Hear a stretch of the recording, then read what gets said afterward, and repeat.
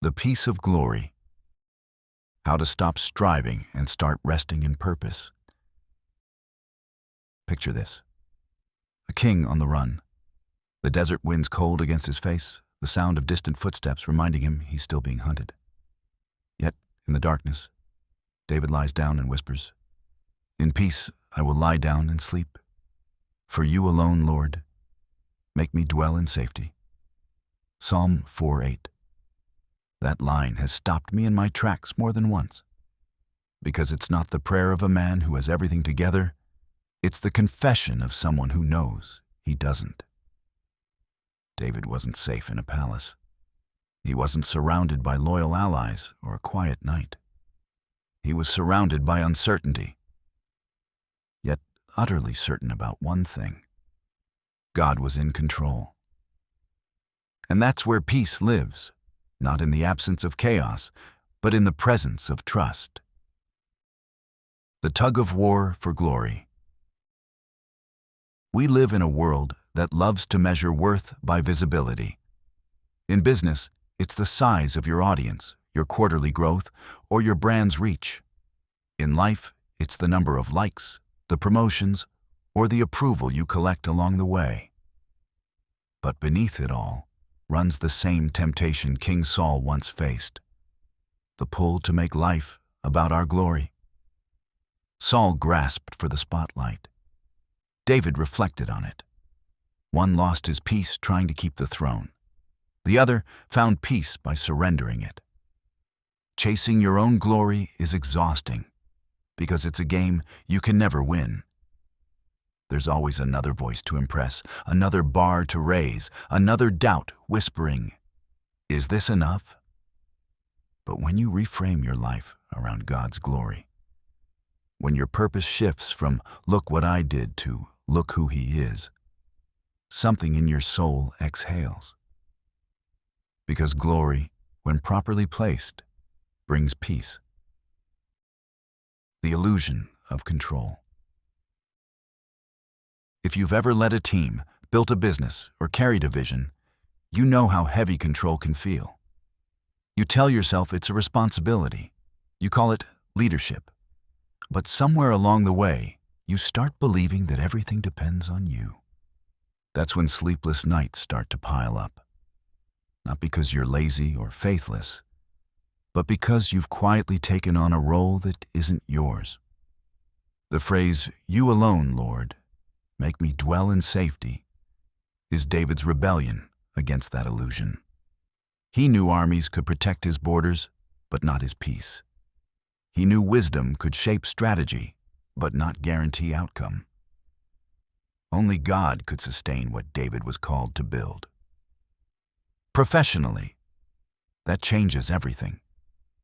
You can lead with excellence and still rest. You can pursue growth without worshiping it. You can steward what's in your hands without gripping it so tightly that your soul forgets who the source really is. The deep work of surrender. In the original Hebrew, the word shalom, peace, means wholeness. It's not passive calm. It's a state of everything being rightly ordered under God. So when David says he lies down in peace, he's declaring that his external chaos can't override his internal alignment. Here's what that means for us. When our glory is misaligned, so is our peace. The heart that lives for approval can't rest. The mind that's addicted to performance never finds stillness. But when we begin to glorify God, to honor Him as the source, the sustainer, the center, our souls return to rhythm. The same peace that let David sleep in danger can settle into our boardrooms, inboxes, and homes. Surrender isn't giving up. It's tuning up. It's letting the conductor take back the baton so the music can finally make sense again. Reflecting glory in the modern world. Let's be real. Glorifying God in business isn't about slapping a Bible verse on your website or using faith as a brand identity. It's about the unseen posture behind every decision. It's how you lead your people, how you handle pressure, and how you treat the least visible team member. It's when integrity outweighs profit, when gratitude overrides ego, when excellence becomes worship. That's what it means to glorify God in the marketplace. You don't have to be loud about it. You just have to be consistent enough that others notice a peace in you they can't quite explain. And here's the paradox. The more you stop striving for personal glory, the more influence you actually gain. Because peace is magnetic. Humility is powerful. People trust leaders who sleep well at night, not because they're careless, but because they've learned who truly carries the weight. A call to rest and reorder. Maybe this is the part where it gets uncomfortable, where you realize that your late-night anxiety, your burnout, or your constant drive to prove something might not be about workload. It might be about misplaced glory. God will share His love, His peace, even His power. But He will not share His glory. Not because He's possessive, but because He knows we can't bear the weight of it. It's too heavy for human hands. So what would it look like today, right now, to lay it down? Maybe it's giving up the need to be the smartest voice in the room. Maybe it's choosing presence over performance. Maybe it's remembering that your value doesn't rise or fall with the next project, pitch, or paycheck. When you stop chasing your own glory, you make room for God's. And in that space, peace walks in quietly, sits down beside you, and reminds you, you can rest now. He's got it. The takeaway. David didn't find peace because he escaped the battle.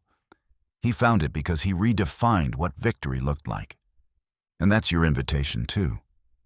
Redefine success. Reorder your glory. Let God's presence, not your performance, be the measure of peace. Because in life and business alike, the most powerful leaders aren't the ones who control everything. They're the ones who can lie down, close their eyes, and still sleep in peace. Not because everything is perfect, but because they've finally remembered who they are.